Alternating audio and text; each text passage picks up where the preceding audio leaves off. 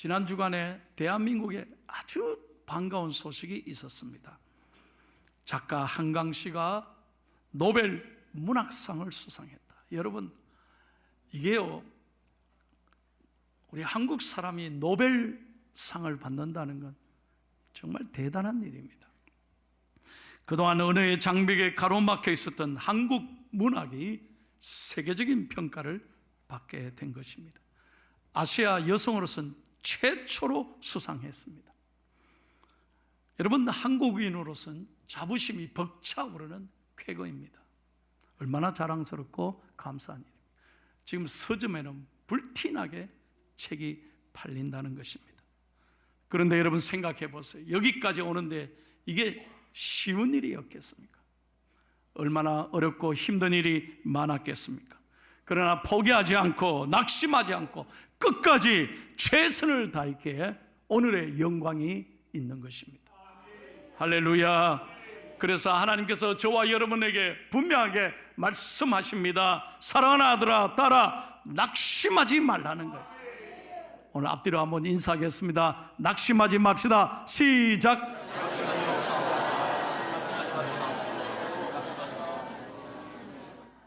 그렇습니다.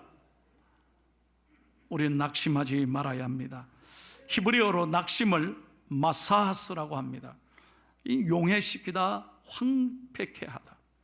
그러니까 낙심은 건강도 희망도 행복도 다 용해시켜버리고 내 마음을 황폐하게 만드는 거예요. 헬라어로는 낙심을 카코우스라고 합니다.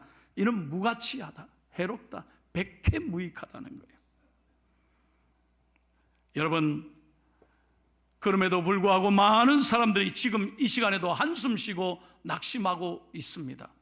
아마 여러분 가운데도 오늘 교회 나와 계시지만 참 마음이 무너지는 사람들이 계실 겁니다. 물론 괜히 낙심하는 사람은 없습니다. 낙심할 만한 이유가 있고 낙심할 만한 어려움이 있습니다. 그러나 기억하십시오. 하나님이 저와 여러분에게 분명하게 말씀합니다. 어떤 경우에도 낙심하지 말라는 거예요. 왜요? 신앙생활하면서 낙심하는 것만큼 나쁜 것은 없습니다. 낙심이라는 말은 다시 한번 설명하면 마음이 떨어지다, 그런 말이에요. 마음에 힘이 없어서 자기 의지대로 마음을 붙들지 못하는 거예요. 그러니 마음이 꽉 주저앉아요. 마음이 주저앉으면요, 그때부터 영적으로 침체, 디프레션이 생기는 거예요. 그러면 아무것도 하기 싫어집니다. 입맛, 밥맛, 잡맛이 없습니다. 심지어는 교회 갈 힘이 하나도 안 나요. 기도할 맛이, 기도는 해야 되는데 기도가 나오질 않는 거예요. 찬송이 중요한 건 아는데 찬송 부를 힘조차도 없는 거예요. 심지어는 더 나아가면 우울증에 시달리고 잠을 못 자고 자살 충동까지 느끼게 됩니다. 사랑하는 여러분, 우리가 이런 낙심이 찾아올 때 어떻게 하면 물리치고 일어날 수 있을까? 사도 바울이 오늘 분명하게 말씀을 통해 우리에게 그 영적인 비결을 말씀하고 있습니다. 첫째로 다 같이 읽겠습니다. 어떻게 하면 낙심을 이길까요? 그 이유는 세 가지 이유가 있어요. 시작. 사도 바울은 이것을 기억했습니다. 내가 누구냐? 하나님의 사랑, 하나님의 긍휼하심을 입은 사람이라는 거예요. 여러분 1절 말씀을 한번 읽겠습니다. 시작. 그러므로 우리가 이 직분을 받아 긍휼하심을 입은 대로 낙심하지 아니하고. 그러니까 사도 바울이 낙심한 이유는요, 직분과 상관이 있다는 거예요. 무슨 말인가 하면 사도 바울인데 교회 안에서조차 사도로 인정해 주지를 않았습니다. 바울이 무슨 사도야? 사도는 예수님이 직접 고르시고 부르시고 선택하고 세우신 사람이 사도지. 예수님이 이제 돌아가셨는데, 예수님 부활하시고 하늘에 오르셨는데 그때 바울이 없었잖아, 그럽니다. 그래서 많은 사람들이 바울을 사도로 인정하지 않고 바울을 비난하기 시작했습니다. 그런 사람은 성경을 제대로 모르는 사람입니다. 성경에 보면 바울이 사울이었을 때 예수 믿는 사람을 붙잡으려고 그들을 핍박하기 위해서 다메섹으로 가는 도중에 부활하신 예수님을 만나게 됩니다. 그리고 예수님이 분명하게 말씀합니다. 사울아 사울아 네가 어찌하여 나를 핍박하느냐? 내가 너를 앞으로 이방인에게 내 이름을 전할 나의 그릇으로 내가 택하여 세우겠노라. 그 순간 사울이 변하여 바울이 됩니다. 옛날에는 예수님을 핍박하고 예수 믿는 사람을 앞장서서 죽이고 핍박하는 그런 회방자였지만 사울이 변하여 이제는 예수님의 붙잡힌 사람이 되는 거예요. 그 예수님의 은혜로, 다시 말하면 내가 죽을 수밖에 없는 죄인이고 괴수인데, 내가 예수님을 핍박한 사람인데 나를 이렇게 긍휼히 여겨주셔서, 나를 이토록 사랑하셔서 나를 예수님의 사람으로 붙잡아 주셨고 예수님의 도구로 삼아 주셨사오니, 이 하나님의 긍휼을 생각하면 나에게 이 시간 누가 뭐라 해도, 누가 핍박하고 나를 조랑하고 회방하고 나를 박해해도 I don't care. It's okay. 감사한 거예요. 여러분, 이걸 잘 들으셔야 돼요. 우리는 이렇게 찬양을 잘하다가도 한순간에 섭섭한 얘기 들으면 나 더 이상 찬양 안 해요. 이렇게 잘 예수 믿다가도, 이렇게 잘 섬기다가도 한순간 나를 힘들게 하는 말을 듣는 순간에 우리는 마음이 무너지는 거예요. 내가 이러려고 교회 다녔나? 이러려고 내가 섬겼어? 그 순간 다 내려놓게 되는 거예요. 그런데 바울은 그 어려움을 어떻게 견뎠느냐? 예수님의 사랑을 기억하면서, 십자가를 생각하면서 믿음의 눈을 열어 나를 힘들게 하는 사람을 본 것이 아니라 예수 그리스도의 십자가를 바라보며 내가 하나님께 사랑받은 사람이지. 그 사랑 까닭에 오늘 하나님께 말하는 거예요. 나는 낙심하지 않습니다. I'm okay. 괜찮습니다.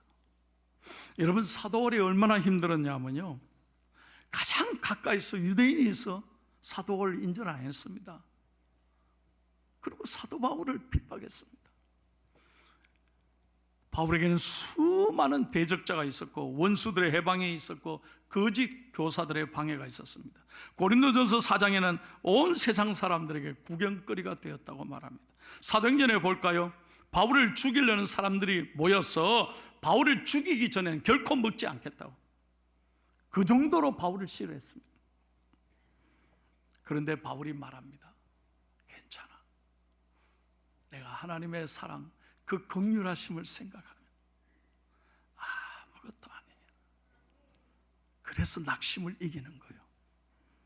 오늘 여러분의 마음에 있는 상처, 여러분을 힘들게 하는, 낙심케 하는 어떤 사람도, 어떤 상황도 믿음의 눈을 열어 십자가를 바라보며 예수님의 사랑으로, 긍휼하심으로 이기기를 축복합니다.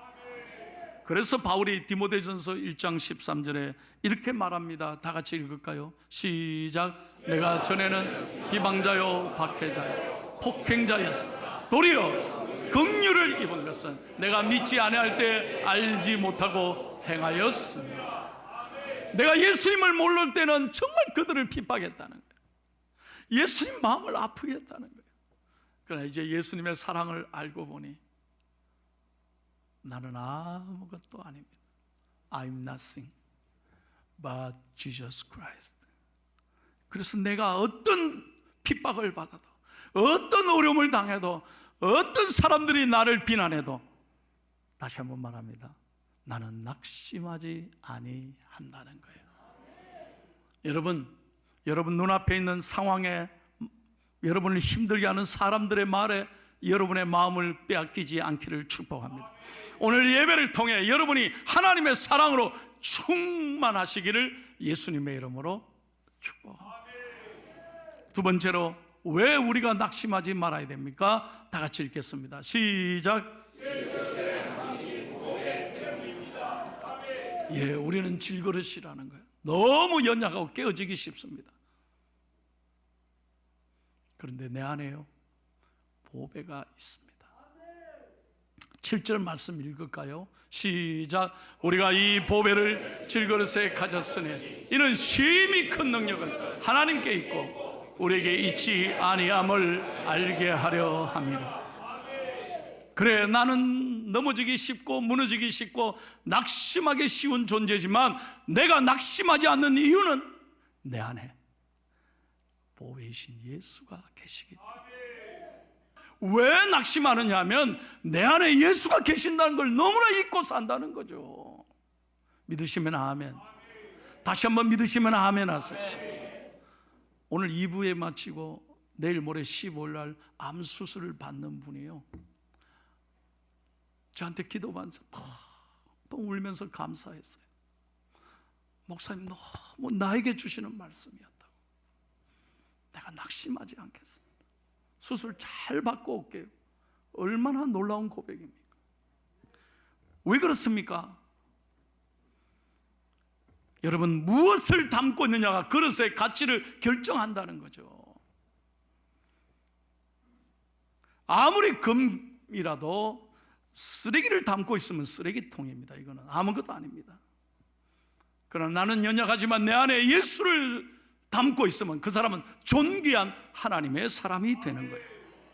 그래서 8절 9절에 보세요. 사도 바울이 이렇게 고백합니다. 시작. 우리가 사방으로 우겨쌈을 당하여도 쌓이지 아니하며 답답한 일을 당하여도 낙심하지 아니하며 박해를 당해도 버림받지 아니하며 거꾸로 뜨림을 당하여도 망하지 아니하며. 아멘. 어떤 어려움이나 어떤 아픔이 있다 할지라도 내 안에 있는 예수 때문에 사도 바울은 낙심하지 않고 믿음으로 이길 수 있었다는 거예요.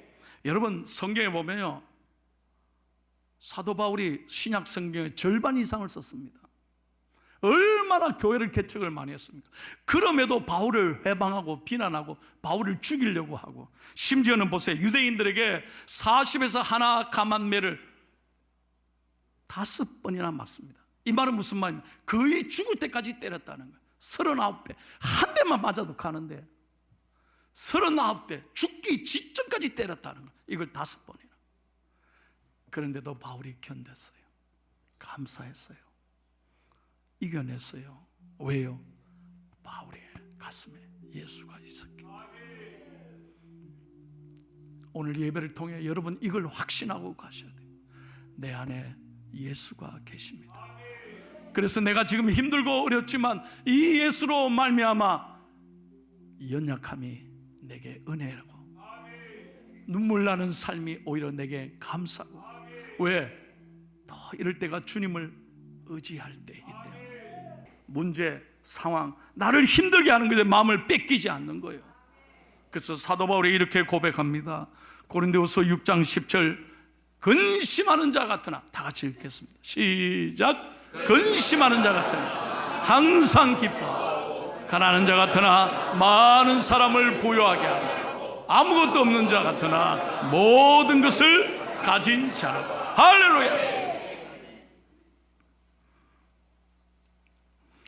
정말 오늘 말씀이 가슴에 와 닿으셨으면 이 시간부터 예수님 때문에 기뻐할 수 있기를 축복합니다. 마지막 세 번째 이유는 왜 낙심해서 이겨야 되느냐? 시작. 여러분 16절 말씀을 다 같이 읽을게요. 시작. 그러므로 우리가 낙심하지 아니하니 우리의 겉사람은 낡아지나 우리의 사람은 날로 새로워하지. 그렇습니다. 여러분, 우리 겉사람은요, 죄송합니다, 하루가 달라요. 오스트레일리아에서 여기까지 비행기로 12시간? 그렇죠? 12시간 반? 10시간 반. LA보다는 짧네요. 여러분, 죄송합니다. 제가 1년에 한 번씩은 미국 가는데 비행기 타는 게 쉽지가 않아요. 이제 너무 힘든 거예요. 한 해가 다른 거예요. 이 어르신들 있는데 죄송해요. 이제 힘들어요. 힘들어.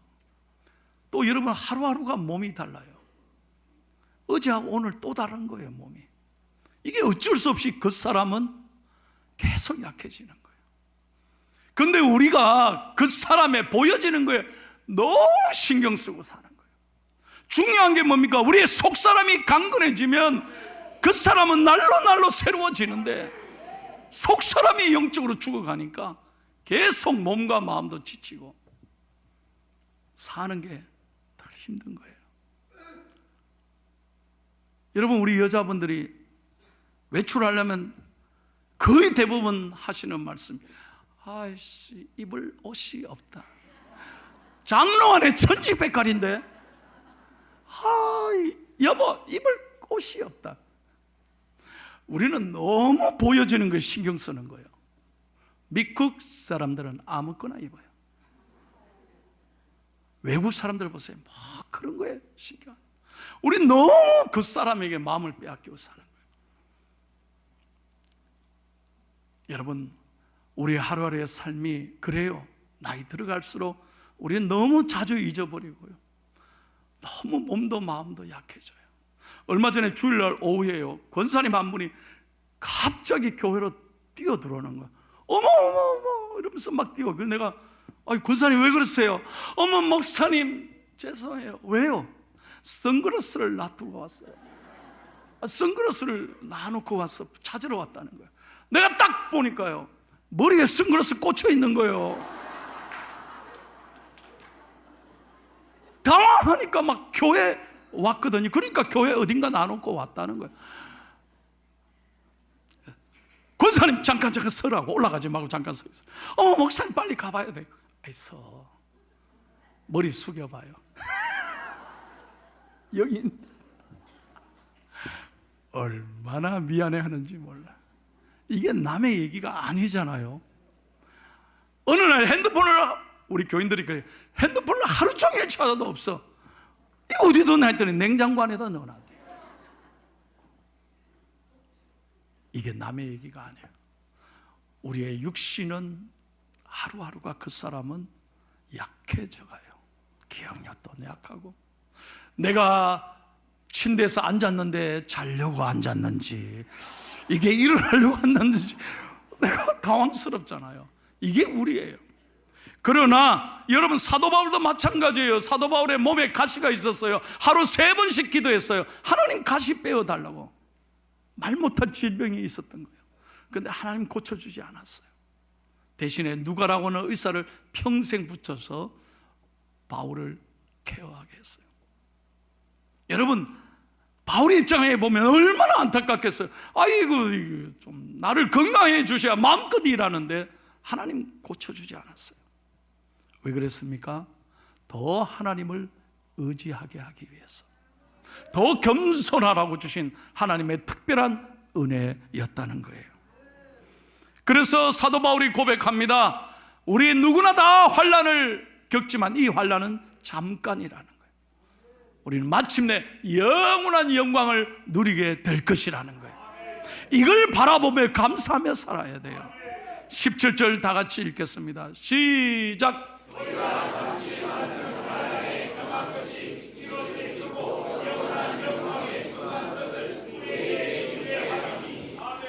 여러분 잘 보세요. 우리가 지금 받는 환난은 잠깐이라는 거예요. 그런데 어떻게 이기느냐? 영원한 영광, 우리가 천국에, 저 아름다운 천국에 들어가서 이 다음에 주님을 만날 것이고, 사랑하는 먼저 가신 부모님, 사랑하는 사람들, 먼저 보낸 가슴에 묻은 자녀들까지도 만나게 될 줄로 믿으니까 그걸 바라보고 감사하는 거예요. 그거를 기억하며 살아라는 거예요.